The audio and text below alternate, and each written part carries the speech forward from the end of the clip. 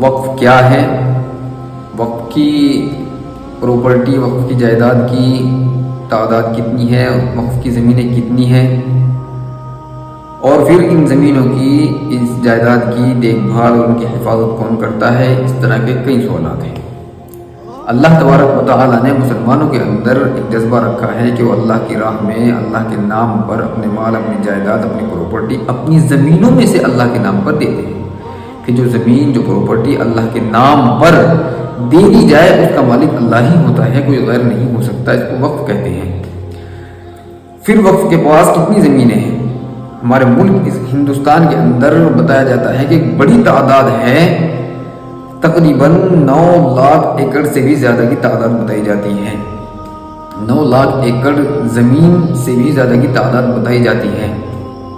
یہ ایک بہت بڑی تعداد ہے۔ پھر اس کی دیکھ بھال کون کرتا ہے؟ ان زمینوں کی، ان جائیداد کی دیکھ بھال کون کرتا ہے؟ ان کی دیکھ بھال اور ان کی حفاظت کے لیے ہر اسٹیٹ میں وقف بورڈ بنایا گیا ہے۔ تقریباً ہمارے ملک کے اندر 32 اسٹیٹ لیول پر وقف بورڈ ہیں۔ پھر ان 32 وقف بورڈ کے اندر ایک سینٹرل وقف بورڈ ہے جو ان کی حفاظت اور ان کی دیکھ بھال کرتا ہے۔ وقف قانون کے اندر وقف بورڈ کو غیر معمولی طاقت دی گئی ہے تاکہ وہ ان زمینوں کی، ان جائیداد کی حفاظت اور ان کی دیکھ بھال کر سکیں۔ اب ہمارے علماء جیسا کہ کہتے ہیں، ہمارے مسلم لیڈرز، ہمارے مسلم قائدین کے سرکار وقف بورڈ کی طاقت کو کمزور کر کے ہماری زمینوں کو، وقف بورڈ کی زمینوں کو چھیننا چاہتی ہے۔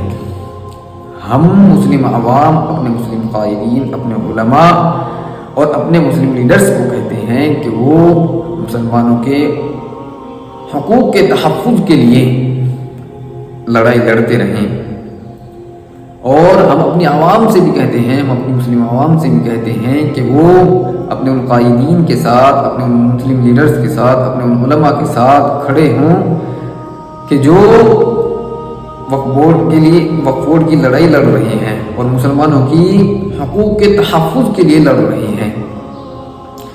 It is time to be aware about the defense of our constitutional rights. It is time to wake up to protect our masjids, our madrasas, our Eidgah, our Qabristan. It is time to stand with our Muslim leaders who are fighting for our constitutional rights. It is time to stand with our Muslim leaders who are fighting for our constitutional rights against this bill.